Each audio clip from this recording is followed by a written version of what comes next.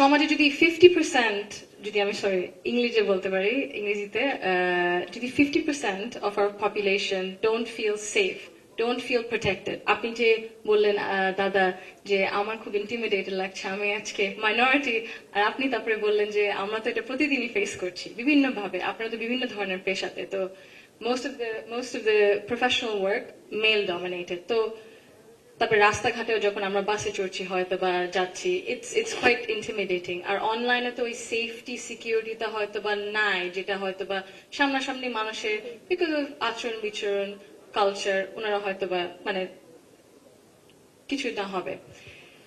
কিন্তু আমার মনে হয় এইটার দিক দিয়ে ডেফিনেটলি প্রথম দিক দিয়ে যদি আমরা শুরু করি, under 25 women they face the most amount of online and offline.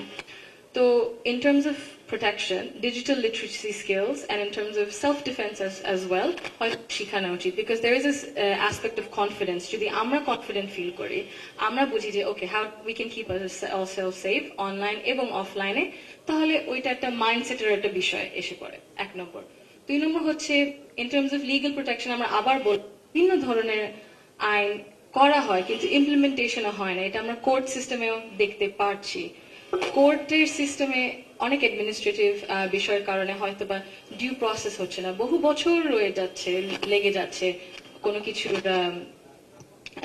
দাবি, কোনো কিছু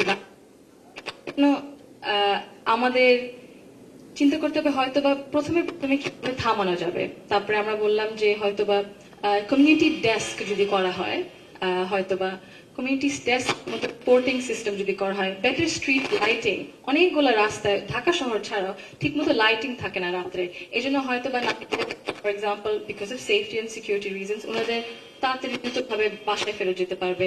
তো আরো ঘন্টা যদি ওনারা কাজ করতে পারতেন তাহলে হয়তো বা প্রফেশনালি ওনারা ক্লাইম করতে পারেন, আরো কিছু আর্নও করতে পারতেন পরিবারের জন্য। তো সেফটি অ্যান্ড সিকিউরিটি ট্রান্সপোর্টের দিক দিয়ে হয়তো বা বেটার রিপোর্টিং সিস্টেমস প্রয়োজন আমাদের, better transport systems in terms of public management as well.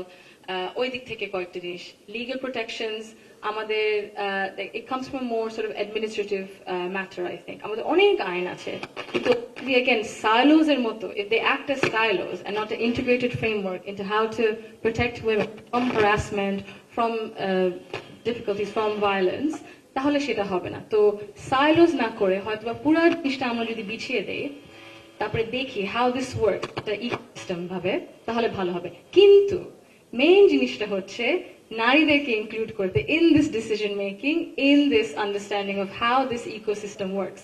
এইটা যদি প্রথম থেকে না শুরু করা হয় তাহলে ওই দৃষ্টিটা থাকবে না যে how does this actually affect us day to day. So women should lead this protection.